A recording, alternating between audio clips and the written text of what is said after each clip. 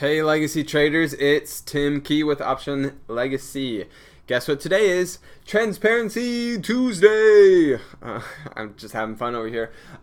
Today my portfolio closed up $239.50, and my losing trades were actually two of these guys.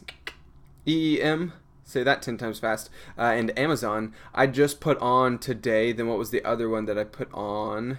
Costco. So anytime you put on a trade, let's go look at it if it'll load. Anytime you put on a trade, when in a credit spread in particular, you're always going to lose the bid by ask spread. So let's see if I can find it here. So see how there's a big spread here. This difference, 1895 to 1980. You're always going to lose that when you put on a credit spread, because what you sell at the lower price and buy at the higher price as a retail trader.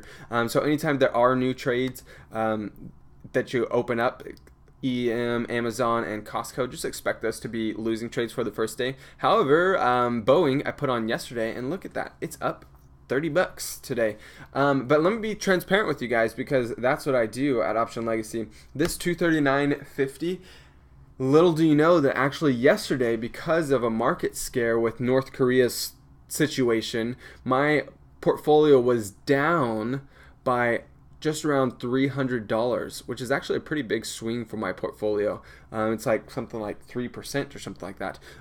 Scary for the unknown or unconditioned trader, but however for a conditioned trader that you realize that the only trades that you get in, you never force, and they need to meet your criteria, kind of go through your checklist parameters, and then as soon as you get into it, you already set your profit target, and then you define your if this then that statements, meaning if this happens then I'll do that kind of ideas.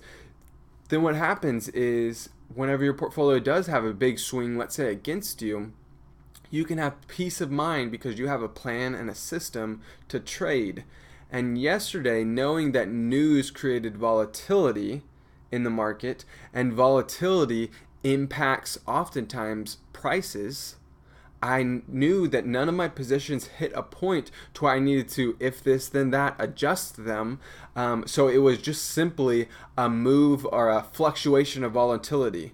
And as soon as that volatility subsides, that profit or that premium should come back into my account.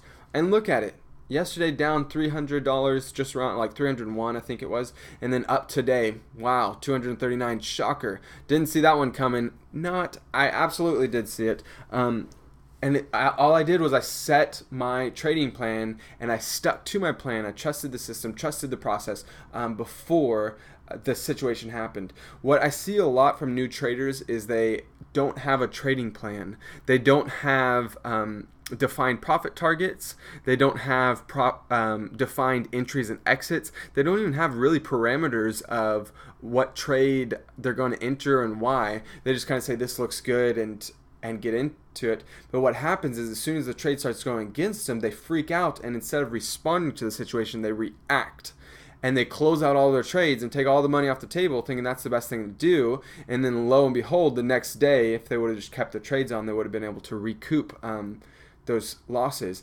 And whenever, as an option trader, we realize that implied volatility is our edge, and so that when implied volatility moves in the market, it's actually an indicator for us to get into some trades, and to, when everyone's running away, we step in. When everyone's scared and selling, we buy. When everyone's buying and greedy, we sell. And that's what you do whenever you have your predefined trade plan, your kind of checklist of parameters of what makes a trade a good trade for you.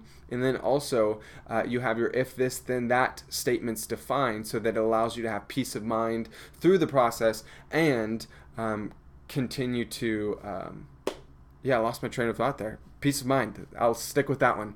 So let's go over look at my positions. You can see a lot of them are looking not so gnarly right now, which is fine because they haven't triggered my adjustment. I still have about 24 days. Once this gets down to about 15 days and they're still going against me, then I might start to look at adjusting them and find out what I need to do, and then I'll continue to adjust them through until expiration. And the goal is, with a trade that's going against me that's close to expiration, the goal is to first stop the bleeding, and that means to recoup my capital as much as possible and to shrink my max loss as much as possible. And then secondary, if it's possible to turn that trade into a winning or profitable trade, of course I'll go in that direction. Whereas the general public or the general trader says, oh, I've got a losing trade, what can I do to make that a winning trade? And that's not the right mind frame that you want to have as a trader. And so that's my 2 cents. I'm sticking to it. Today, Transparency Tuesday, up $239.50. But that's just recouping a lot of the losses or the drawdowns that I had yesterday about my $301 loss. So till next time, guys, keep trading, trade small, trade high probability, and trade often. I'll see you next Transparency Tuesday.